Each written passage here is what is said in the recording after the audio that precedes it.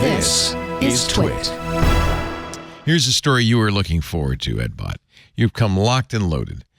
Opinion piece in the New York Times this week from the Surgeon General of the United States of America, Vivek Murthy, saying, I'm calling for a warning label on social media platforms, just like we have on cigarettes. Oh, God, I can go this. I'm going to yell at the clouds. This is a terrible idea. Mike Masnick wrote an excellent piece, I have to say. I'll give him a lot of credit for this, that showed up. It wasn't on his Tech Dirt. It was, now see, I don't have a link there, but I will find it. Saying the Surgeon General is wrong. Social media does not meet warning labels. Of course, Murthy says social media is the cause of the problem with, this mental health crisis that we're having with young people. Now, first of all, I guess we should ask, is there a mental health crisis with young people? Problem number one. Are we solving an actual problem? I know Jonathan Haidt says there is. I think there is, but I don't think that the solutions being proposed in the government are going to fix anything. Right. Mike points out that in 1982, Everett Koop, remember C. Everett Koop, U.S. Surgeon General, said video games could be hazardous to children. Said kids are becoming addicted to them, causing problems for their body and soul. Like this one, it's not based on any science or evidence, but it kicked off, Mike says, decades of moral panic and fear-mongering over the supposed risks of video games in children, culminating in a Supreme Court rejecting a California law to require labeling of video games and restrict kids' access to them, saying it was unconstitutional. Since then, studies have completely, and we know from our own experience, debunked the claim that video games make kids more violent. We have a whole generation now of people who grew up on video games who are not more violent. Multiple generations. Yeah. So what is Surgeon General Murthy going on about? What's his idea here? I have a lot of thoughts about this, and I've been thinking about it. I wrote a story for The Atlantic recently, looking at some of the laws that are being proposed in states to clamp down on social media. Some of which would prevent kids from looking at these apps from certain hours of the day, or force the platforms to ensure that kids don't have addictive algorithms or whatever it is. I think that what's happening here is you're seeing the conflation of two things, one of which is not true and one of which I think is obviously true. One is that social media or smartphones or whatever it is, that this device is causing mental illness, right? Like that's the claim that's being made, is that by giving teens, especially teen girls, smartphones, Instagram, however you want to frame it, that is making them depressed, anxious, suicidal, et cetera. I think that direct causation has not been shown and is clearly not true. The same way that video games makes, young boys more violent, we know is not true. The second thing, though, is that smartphones can be really distracting and can make it really hard for kids to sleep. And sometimes they do see information or content on their phones that makes them feel bad about themselves, right? Like that's obviously true. And I totally support some of the critics of Meta and other social media companies that are pushing to get phones out of schools. That to me makes perfect sense. If you are playing a violent video game in class, you're going to have a hard time paying attention to your math teacher, right? That doesn't mean that the video game is causing, some more disturbing issue, or that the smartphone is causing, some really extreme thing. But yeah, of course, having a distraction machine in the pocket of every kid is going to make them do worse in school. And if they have limitless access to this device, that's going to make it harder for them to sleep, et cetera. So I think we have to separate those two ideas if we want to get anywhere. And I keep seeing them get conflated. So the Surgeon General, I think part of the problem here is not really using science. He's using the feeling that we have, and maybe we all have that feeling, that people are staring at their phones too much, that people aren't talking as much. But Cynthia Ogers and others who have really studied this say there's very little evidence for this. And the real risk of blaming social media is you can go, oh, job done. We fixed the problem. Mental health is going to be fine going forward. When in fact, there's lots of evidence that the mental health, if there is a mental health epidemic among people, comes not from social media, but from a variety of causes. I mean, look, we just came out of a 3-year pandemic in which they really couldn't go to school. The number of school psychologists has dwindled. I think there's one for every 1,118 kids in the United States. There are a lot of reasons kids might be afeared of the future, including climate change. There's good reason to have mental health issues. But if we go, hey, job done, then we're going to let all of those conditions continue, thinking that we fixed the problem. And I think we haven't. Sorry. Go ahead.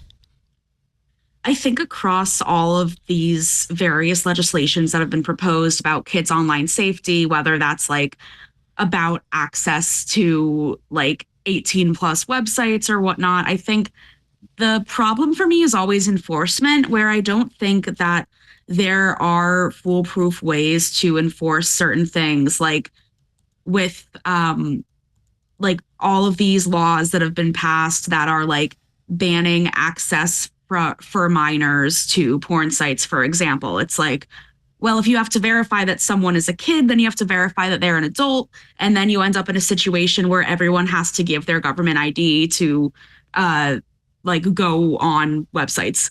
And I don't think that is a great answer. But then even with the issue of just kids on social media generally, rather than kids accessing content that they shouldn't be accessing, like Governor Newsom in California wants to ban kids from having smartphones in school, which I don't have a problem with that. Like, I think if you're in school, then you're in school. Like, listen to your teacher. But if there is a ban on kids having smartphones in school, that just comes down to the teachers having to be in charge of enforcing that. And I don't think that's really an effective way of actually making change. And I think that we're seeing so much legislative movement with this because it is like one of the few things that has bipartisan support. And so there's sort of the anxiety of like, let's make sure that it looks like we're doing something. But then, like, I don't know if we actually would have anything different if there were a law passed that prevented smartphones from being used during school hours. Let me show you the numbers for the for mortality, the underlying cases of death for kids and teens in the United States in 2022. Number one, firearms, motor vehicle traffic accidents, poisoning, cancer, and suffocation. I don't see social media on this list. And what I really don't see is any move to protect children from firearm violence in the United States. No, instead, the Surgeon General wants to put a warning label on social media. Job done, all fixed. We can move on to other issues.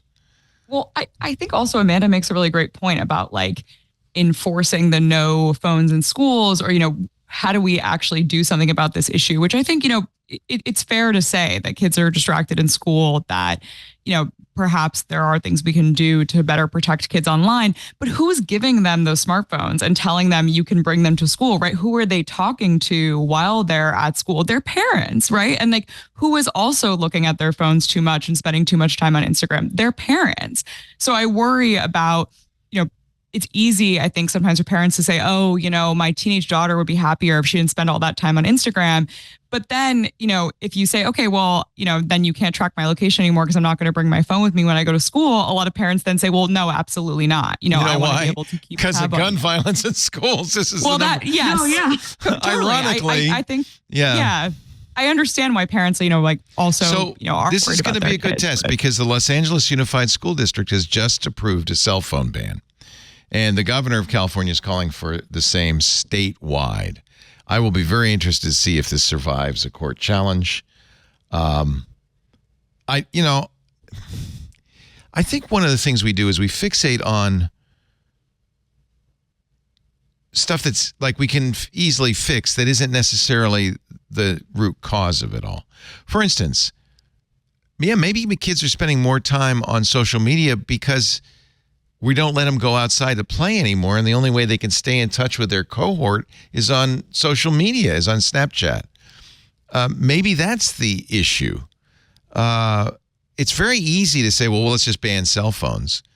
First of all, I really doubt that the courts will allow that. But if they do, because I think it's a parental issue, not a school issue. But if they do, let's see if kids get better. Because honestly, I've told this story before, but I used to work with a school that had a one-to-one laptop program. Every kid came in freshman year in high school and had a laptop. And it was a problem in the school because kids were on their laptops. The teachers just got used to it. As soon as the class begins, they say, close your laptop. I want your laptop closed. I don't see any reason why teachers couldn't collect cell phones at the beginning of the class or say, put your cell phones away. And if I see it, I'm going to take it. We've done that for years. Ever get caught in class passing notes or chewing gum or I think the problem is that like a lot of teachers feel like they don't have as much authority and that's a problem. Parents don't support them in that, right? Like I think a lot of times what's happening in these schools is that the teachers will say, yeah, put your phone away, or, you're going to get detention if I see your phone out. And then the parents and the administrators are not supportive of that punishment, right? Like even just keeping the phones in their pockets during class, I think has become really difficult, not only because the phones are so alluring to look at, but also because parents complain about how much time kids spend on their phones. But I don't think you actually have buy-in necessarily from many parents about, supporting the teacher, siding with the teacher about putting it away, right? I think that's part of the issue is like, are we going to empower teachers? We're going to empower administrators to actually enforce this type of stuff in an environment where the status quo is we're going to pass every kid, no matter how bad their grades are. The kid is always right. I worry that this is sort of, a symptom of a wider problem in our education system rather than something that's uniquely about the phones. But that's not as politically easy to talk about. Right. I think it's a symptom of a age-old tendency for people my age to think whatever it is you young people are doing is wrong and you should cut your hair and stop listening to that rock and roll music so loud. Right, Ed Bott? It's the kids. That's the problem. Pull up your pants. Hey, thank you for watching this little snippet from our big show, the News Roundtable This Week in Tech. I'm Leo Laporte. Each week we cover the week's tech news, in-depth analysis, but it's also fun and engaging. You'll find it at twit.tv along with all of our shows. And if you want more, just hit the subscribe button and we'll be sure to bring you a lot more great content. Thanks for listening.